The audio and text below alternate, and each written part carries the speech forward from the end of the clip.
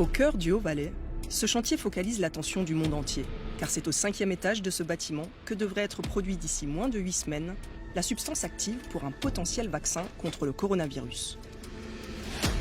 Alors que les ouvriers vissent, coupent, câblent et soudent sans relâche, difficile d'imaginer que ces 2000 m² bruyants et poussiéreux seront bientôt des laboratoires stériles, truffés de bioréacteurs et de technologies dernier cri. Lonza et l'entreprise de biotechnologie américaine Moderna ont signé un accord de collaboration au printemps dernier. Depuis, c'est la course contre la montre. Thorsten Schmidt en sait quelque chose, sous pression mais serein. Le monde entier attend le vaccin. C'est pourquoi nous travaillons sous haute pression. Actuellement, nous fonctionnons avec des roulements de 3 équipes, 24 heures sur 24. Chacune est constituée d'environ 200 personnes. Quand devez-vous être prêt pour ne pas avoir de problème ? Évidemment, l'idéal serait tout de suite. Bien sûr, nous n'y arriverons pas. Mais nous sommes confiants que d'ici la fin de l'année, la première ligne de production de vaccins sera prête. Quelques étages plus bas, voici à quoi ressembleront en décembre les locaux actuellement en chantier. Ils accueilleront 3 lignes de production. Chacune fournira 100 millions de doses de vaccins par an, soit 300 millions au total. Nous avons commencé ici en mai et nous pensons qu'après 8 mois, nous serons prêts pour produire la substance active du vaccin. Si nous avions commencé ce type de projet en partant de zéro, nous aurions prévu un délai de 2 à 2 ans et demi. Lonza peut mettre à disposition ce type d'infrastructure aussi rapidement parce que ce bâtiment était déjà construit, les installations sanitaires, électriques ou d'approvisionnement en substances chimiques déjà connectées. En fait, nous construisons ici une sorte d'hôtel vide. Et quand un client vient, il peut rapidement s'y installer, ramener ses affaires et avoir son espace à lui. Sur une surface de 100 000 m², l'entreprise prévoit de mettre à disposition de ses clients 5 bâtiments. Investissement, près d'1 milliard de francs. Lonza s'est décidé il y a 4 ans pour ce nouveau modèle d'affaires. Louer à des clients des infrastructures modulables, adaptées à leurs projets, ainsi que la main-d'œuvre spécialisée qui va avec. Plusieurs contrats de collaboration ont déjà été signés, surtout en oncologie. En fin de compte, une entreprise pharmaceutique s'engage avec nous que parce que nous sommes capables de mettre à disposition plus rapidement les infrastructures que si elle les construisait elle. De par nos préinvestissements dans ces enveloppes de bâtiments, nous sommes de fait plus rapides. Et également moins cher. Concernant le potentiel vaccin anti-Covid encore en phase test, Moderna a injecté en amont 140 millions de francs, Lonza 70. Bien sûr, c'est un risque pour Lonza. Mais nous avons un contrat sur 10 ans avec Moderna qui a encore d'autres substances actives dans son pipeline. Alors si ce n'est pas un vaccin Covid-19, nous pourrons sûrement produire ici d'autres vaccins ou substances actives importantes basées sur la même technologie. Alors que le secteur de la santé exige de plus en plus de flexibilité, Lonza compte s'imposer parmi les principaux fournisseurs de l'industrie pharmaceutique à l'aide de son nouveau complexe. Le coup de projecteur actuel sur ces activités, une sacrée publicité. Nathalie, bonsoir. Bonsoir. Alors, ce que la Lonza va fabriquer, c'est un des tout premiers vaccins contre le Covid. On sait quand il pourrait être disponible? Bon, déjà, c'en est un parmi de nombreux autres, puisqu'actuellement, il y a 45 vaccins contre la Covid-19 qui sont en phase d'études cliniques dans le monde. Celui de Lonza, Moderna est dans les dernières phases de tests. C'est là où on évalue un peu le bénéfice-risque.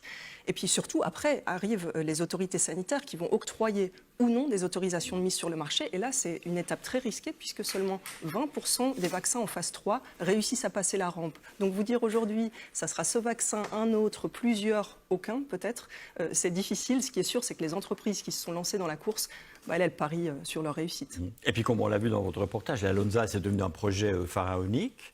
Est-ce que ça veut dire que Viège va devenir une capitale de la pharma en Suisse? Bon, au-delà de Viège, de nombreuses entreprises actives dans le secteur pharmaceutique se sont installées en Valais. Le Valais, qui est d'ailleurs le deuxième canton d'exportation pharma de Suisse, après Bâle.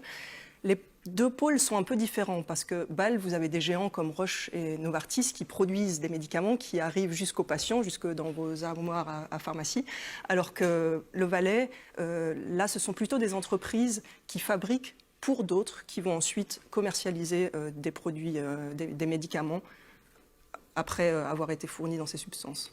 Très bien, merci. Et puis entre la Lonza et Viège, eh bien c'est une histoire qui dure depuis 123 ans, avec des succès mais aussi avec une sacrée ardoise. L'usine a déversé tellement de produits chimiques que le Haut-Valais se retrouve aujourd'hui avec le site le plus pollué du pays. Son assainissement va coûter très cher et s'étendre sur plusieurs décennies. C'est la suite de votre reportage.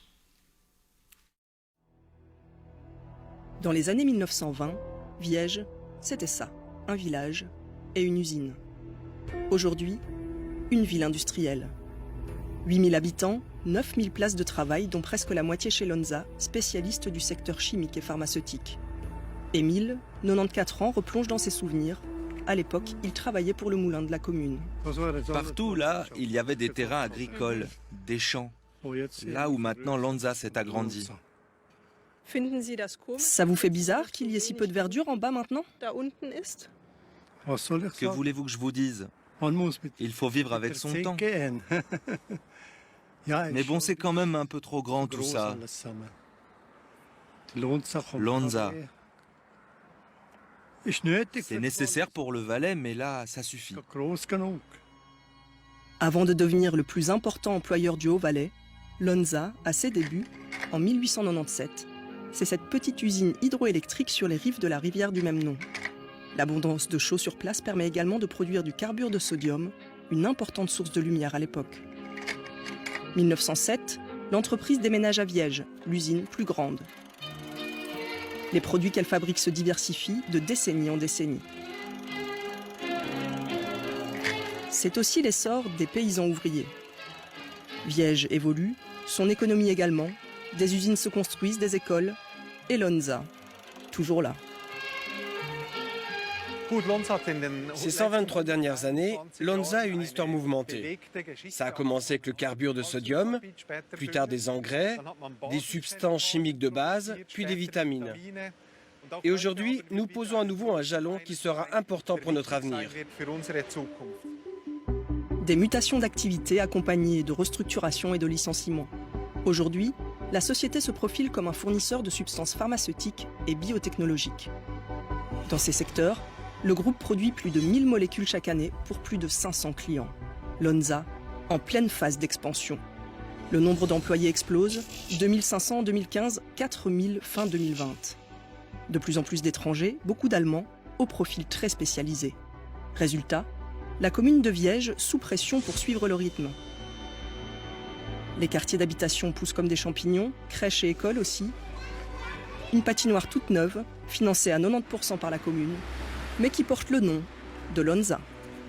Ça, Lonza à Viège serait très différent, oui, très différent. Au niveau de la population, au niveau aussi de la grandeur, au niveau de l'importance. Viège, c'est le centre régional ou le centre industriel du Haut-Valais, de toute une région qui vit partiellement de cette entreprise, pas uniquement Viège. Donc l'esprit de Viège, c'est ça, c'est un esprit Lonza, c'est un esprit industriel. Bonjour à tous, merci d'être avec nous dans l'actualité de ce mercredi. Tourtique dans le Haut-Valais, fortement pollué au mercure. À l'origine de la pollution, les déversements de l'usine Lonza pendant plus de 40 ans. Et oui, Lonza, c'est également d'importants scandales de pollution. Le mercure, donc, déversé dans le Großgrundkanal pendant plus de 40 ans, contamination révélée dès les années 70. Gamsenried, un site utilisé comme décharge par la société pendant plus de 60 ans, la décharge fuit, toujours et encore. Dernier polluant connu, la benzidine hautement cancérigène, qui se retrouve dans les eaux souterraines autour de la décharge, jusque sur la rive droite du Rhône. Mais aussi le protoxyde d'azote. Ce puissant gaz à effet de serre émis par l'entreprise n'a pas été monitoré régulièrement. Il plombe les objectifs CO2 de la Suisse. Bref, la zone autour de cette usine est l'une des plus polluées du pays. Les assainissements sont partiellement en cours. Martin Forter suit les dossiers de ces contaminations depuis des années.